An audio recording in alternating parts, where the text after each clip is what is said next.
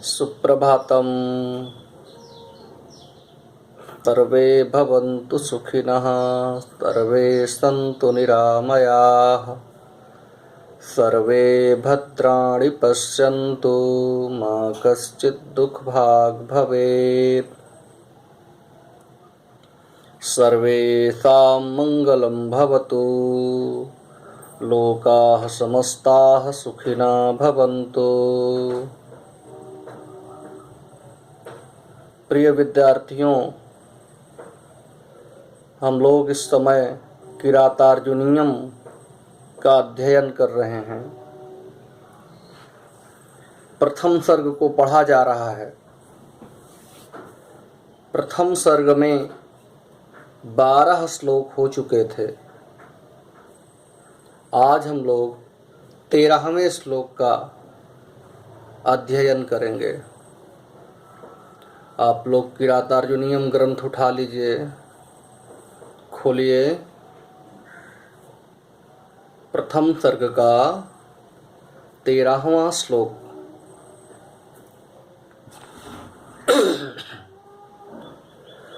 वसूनिवाञ्छन्नवशीनमन्युना स्वधर्म इत्येव निवृत्तकारणः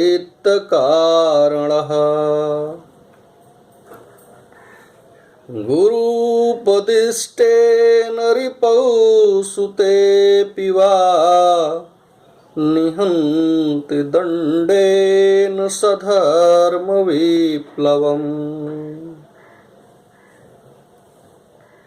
फिर से देखिए एक बार। वसूनिवाञ्छन्नवशीनमन्युना स्वधर्म इत्येव निवृत्तकारणः गुरूपदिष्टेन रिपौसुतेऽपि वा निहन्ति दण्डेन सधर्मविप्लवम्।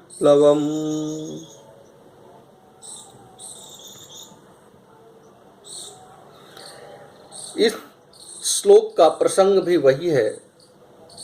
वनेचर महाराज युधिष्ठिर से दुर्योधन की नीतियों के बारे में चर्चा कर रहा है, बता रहा है। और इस श्लोक में विशेष तौर से वनेचर दुर्योधन की दंड नीति विषयक कुशलता का वर्णन कर रहा है। पिछले श्लोक में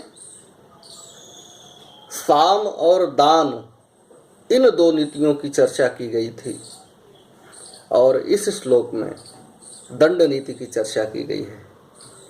जैसा कि आप लोग जानते हैं, साम, दान, दंड और भेद, ये 4 नीतियां हैं राजाओं की। इनके द्वारा वो दूसरे को अपने वश में करते हैं, दूसरे राजा को, प्रजा को अपने वश में करते हैं, अपने पराक्रम से अभिभूत करते हैं और हर तरीके के उपद्रव को रोकते हैं। तो देखिए, अन्वय देखिए। सबसे पहले वशी, प्रथम चरण का तृतीय शब्द है वशी। वशी माने होता है इंद्रियों को वश में करने वाला। जो अपने इंद्रियों को वश में कर लेता है वो वशी कहा जाता है। तो इंद्रियों को अपने वश में करने वाला सह। सह कहाँ है? श्लोक में ढूंढिए सह।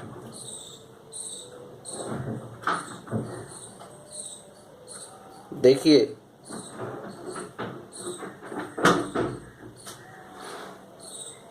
वसूनि वांछन्न वसीन मन्युना स्वधर्म इत्येव निवृत्त कारणः गुरूपदिष्टेन रिपौ सुतौ सुतेऽपि वा निहन्ति दंडेन सा। ये सा आया। देखिए, जब हम अन्वय लगाते हैं तो उसको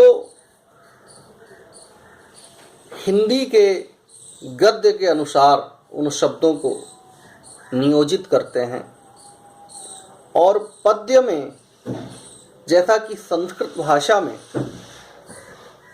संस्कृत में तो कोई समस्या नहीं है, गद्य में भी चाहे जिस शब्द को पहले रख दीजिए या बाद में रख दीजिए, कर्ता को पहले रख दीजिए, क्रिया को पहले रख दीजिए, कर्म को पहले रख दीजिए, कोई ऐसा नियम नहीं है विशेष तौर से। लेकिन जब हम हिंदी में गद्य बनाते हैं तब पहले कर्ता रखते हैं और नियमानुसार हम शब्दबद्ध करते हैं अपने गद्य को। तो और ये जो पद्यों में है, संस्कृत पद्यांश में ये शब्द मिले जुले हुए होते हैं। एक शब्द प्रथम चरण में है तो दूसरा शब्द चौथे चरण में है, उनको निकाल के क्रमशः हमें रखना होता है। तो देखिए इसमें सबसे पहले वशी। वशी मतलब अपनी इंद्रियों को वश में करने वाला। अब प्रथम चरण का तीसरा शब्द है वशी, अपनी इंद्रियों को वश में करने वाला। और चतुर्थ चरण का तीसरा शब्द है सह, माने वाह। कौन? दुर्योधन। वह दुर्योधन वसूनि वांछन, वसूनि वांछन न, वांछन है ना, तो वांछन धन न, तो वसूनि वांछन न। वसूनि मतलब धन संपत्ति, वसूनि वांछन न, धन को न चाहते हुए, न तो धन को चाहते हुए, ऐसे करिए, न तो धन को चाहते हुए। फिर देखिए न मन्युना, न ही क्रोधवश, न मन्युना मतलब न ही क्रोध के कारण, अपितु निवृत्त कारणः, समस्त कारणों से निवृत्त होकर। कैसे कारण? लोभादि, क्रोधादि, लोभ, क्रोध, मोह, काम इत्यादि समस्त कारणों से निवृत्त होकर। स्वधर्म इत्येव, स्वधर्म द्वितीय चरण में देखिए, स्वधर्म इत्येव हमारा धर्म है, इत्येव ऐसा जानकर, ऐसा मानकर। स्वधर्म हमारा राजधर्म है, इत्येव ऐसा जानकर, ऐसा मानकर।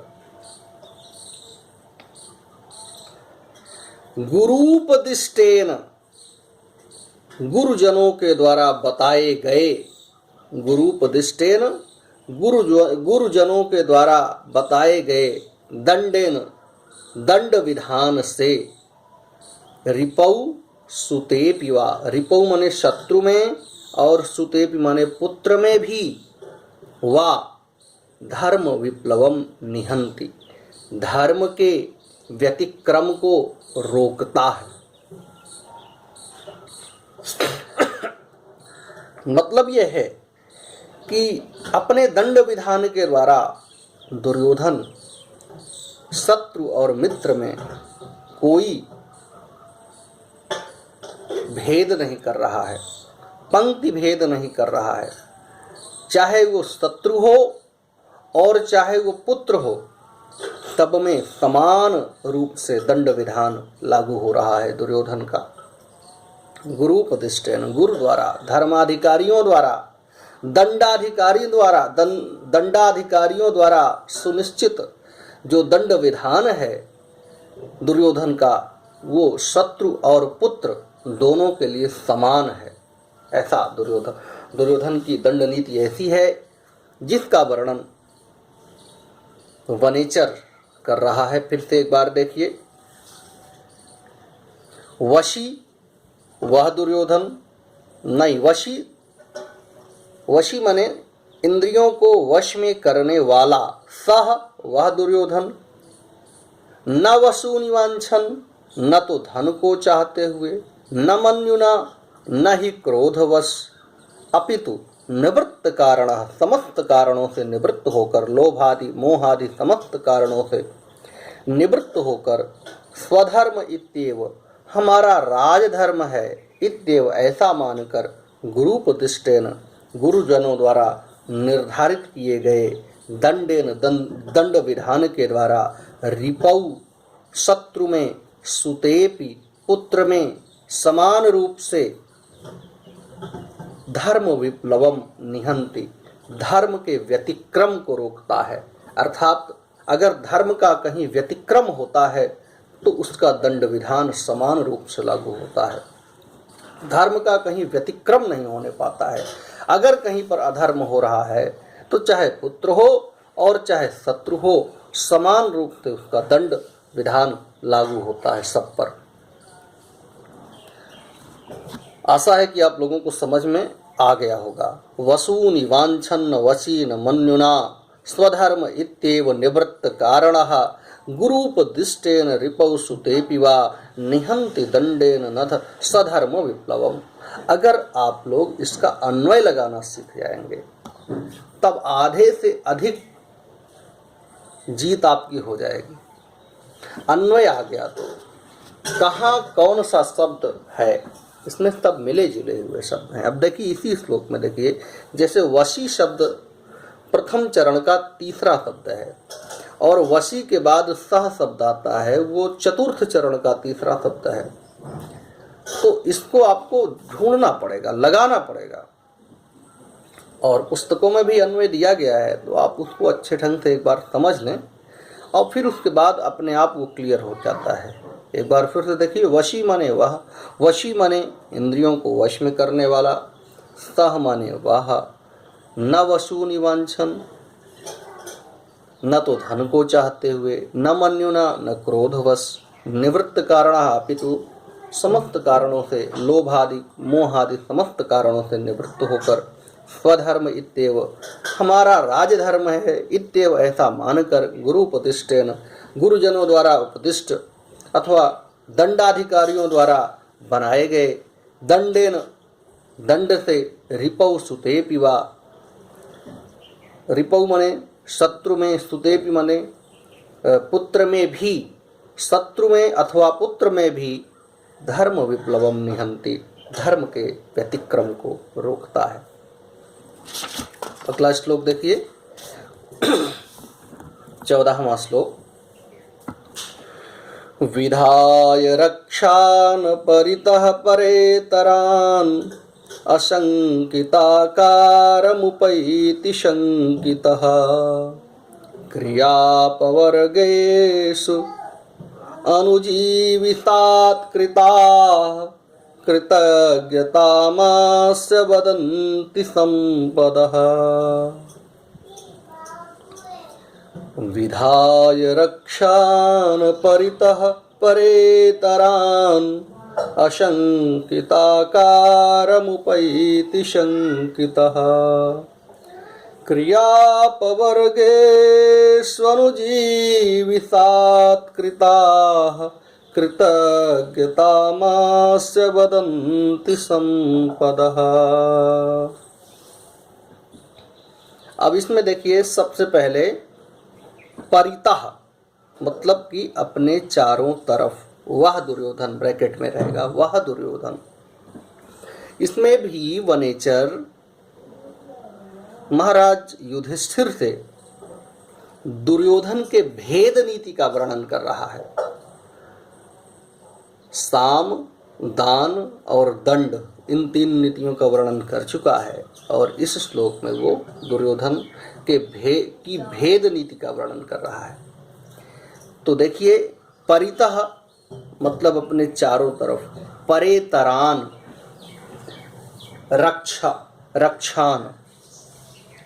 देखिए, परेतरान कहते हैं शत्रुओं के शत्रु को। जो शत्रु का शत्रु होता है वो तो अपना मित्र होता है। तो शत्रु के शत्रु को दुर्योधन अपना मित्र मानते हुए परितः अपने चारों ओर, परेतरान शत्रु के शत्रुओं को, रक्षान विधाय अपना रक्षक नियुक्त करके, मतलब जो उसके बॉडीगार्ड हैं वो शत्रु के शत्रु हैं, अर्थात वो अत्यंत विश्वसनीय हैं दुर्योधन के लिए, इसलिए उनको स्पेशल बॉडीगार्ड बनाया है उसने। सामान्य लोगों को नहीं, सामान्य सैनिकों को नहीं, बल्कि शत्रु के शत्रुओं को।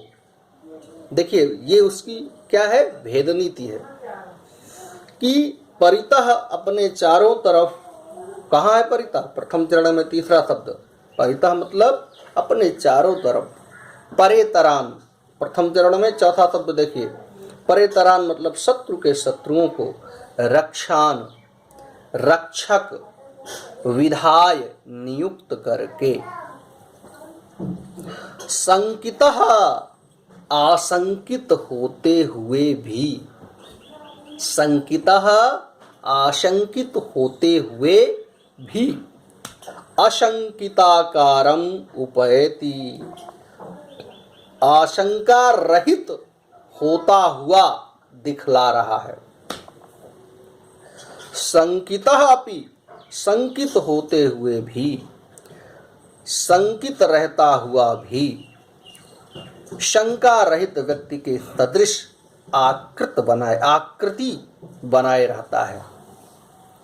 मतलब अंदर से आशंकित है, अंदर से डरा हुआ है, लेकिन फिर भी बाहर से शंका रहित और निर्भय जैसे आदमी, जैसे निर्भय व्यक्ति होता है वैसी आकृति बना के रखता है। अंदर से वो महाराज युधिष्ठिर आपसे डरा हुआ है कि कहीं आप आक्रमण न कर दें बीच में, और इसीलिए अपने स्पेशल बॉडीगार्ड उसने आपके शत्रुओं को बना रखा है। मतलब दुर्योधन के शत्रु युधिष्ठिर और युधिष्ठिर के शत्रुओं को उसने अपना बॉडीगार्ड बनाया, अर्थात शत्रु के शत्रु को, उसको जो मित्र होता है उसको अपना बॉडीगार्ड बनाए हुए है, और अंदर से आशंकित है, भयभीत है, परंतु बाहर से शंका रहित होता हुआ, निर्भय होता हुआ, ऐसे आकृति बनाए है जैसे उसको किसी प्रकार का कोई भय नहीं है, किसी प्रकार की कोई शंका नहीं है। इस तरीके से वो अपने आप को दिखला रहा है। तो फिर से देखिए, परितः अपने चारों तरफ, परेतरान शत्रु के शत्रुओं को, रक्षान विधाय रक्षक नियुक्त करके, शंकितः आशंकित होते हुए भी, आशंकिताकारम उपैति शंका रहित निर्भय व्यक्तियों सदृश उपैति आकृति बनाए रखता है। क्रियापवर्गेषु क्रियापवर्गेषु मतलब कार्य समाप्त हो जाने पर, क्रियापवर्गेषु क्रिया अपवर्गेषु कार्य के समाप्त हो जाने पर, अनुजीवी सात्कृताः सेवकों को दी गई प्रचुर संपत्तियां, अनुजीवी अर्थात सेवकों को, सात्कृताः मतलब दी गई प्रचुर संपत्तियां,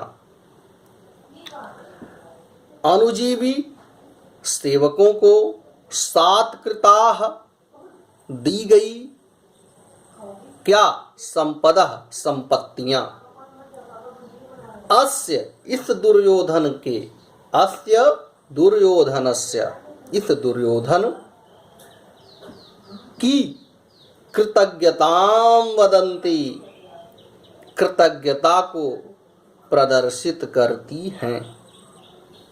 इस दुर्योधन की कृतज्ञता को प्रदर्शित करती हैं कौन, वो जो प्रचुर मात्रा में संपत्ति देता है अपने सेवकों को, कार्य के समाप्त हो जाने के पश्चात अपने सेवकों को दी गई प्रचुर मात्रा में संपत्तियां उसके अर्थात दुर्योधन के कृतज्ञता को प्रदर्शित करती हैं कि वो किस तरीके से किए गए उपकार को, की गई सेवा को अंदर से मानता है, और कृतज्ञता उसको, वो कृतज्ञ होता है जिसके फलस्वरूप उन सेवकों को वो प्रचुर मात्रा में संपत्ति दान देता है, संपत्तियां देता है और उनको संतुष्ट करता है कि ये लोग कहीं बगावत न कर जाएं, ये लोग शांत रहें और हमारे साथ में बने रहें। देखिए फिर से देखिए, क्रियापवर्गेषु कार्य के समाप्त हो जाने के पश्चात अनुजीवी सात्कृताः, अनुजीवी मतलब सेवकों को, अनुजीवी सेवकों को सात्कृताः दी गई, प्रचुर मात्रा में दी गई क्या, संपदः संपत्तियां, अस्य कृतज्ञतां वदन्ति, इसकी कृतज्ञता को बतला रही हैं कि किस प्रकार से ये दुर्योधन अपने सेवकों को के प्रति भी कृतज्ञ है। ये चीजें बता रही हैं, ये उसकी भेद नीति है। एक बार फिर से श्लोक, पूरे श्लोक को देखिए। विधाय रक्षान परितः परेतरान अशंकिताकारमुपैति शंकितः क्रियापवर्गेषु अनुजीविसात्कृताः कृतज्ञतामास्य वदन्ति संपदः। परितः अपने चारों तरफ, परेतरान शत्रु के शत्रु को, रक्षान रक्षक के रूप में, विधाय नियुक्त करके, शंकितः आशंकित होता हुआ भी, शंकिताकारम उपैति शंका रहित जैसे निर्भय व्यक्ति के तरह, उपैति आकृति बनाए हुए रहता है, उपैति आकृति बनाए रहता है। कैसा, शंका रहित निर्भय व्यक्ति जैसी आकृति बनाए रहता है। क्रियापवर्गेषु कार्य के समाप्त हो जाने के पश्चात अनुजीवी सात्कृताः सेवकों को दी गई प्रचुर मात्रा में संपदः संपत्तियां, अष्ट कृतज्ञतां वदन्ति इसकी कृतज्ञता को बतला रही हैं। किसकी कृतज्ञता को, दुर्योधन की कृतज्ञता को। कस्य कृतज्ञतां, दुर्योधनस्य कृतज्ञतां वदन्ति बतला रही हैं। कौन बता रही हैं, प्रचुर मात्रा में दी गई संपत्ति बता रही है। किसको प्रचुर मात्रा में संपत्ति दे रहा है, अनुजीवियों को, अपने सेवकों को। उसके रक्षक कौन है, शत्रु का शत्रु परेतरान। और आशंकित होता हुआ भी शंका रहित जैसा स्वयं को दिखा रहा है। अंदर से भयभीत है परंतु बाहर से निर्भय जैसा अपने आप को दिखा रहा है, प्रदर्शित कर रहा है। ये दुर्योधन की भेद नीति है। और इस तरह से 14वां श्लोक भी हो जाता है। आज यहीं तक 13-14 हो गए हैं, कल फिर थे। ठीक है, आप लोग मन लगा के पढ़िए और सारे श्लोकों को अन्वय सहित समझने की कोशिश करिए और श्लोकों को याद भी करिए। धन्यवाद।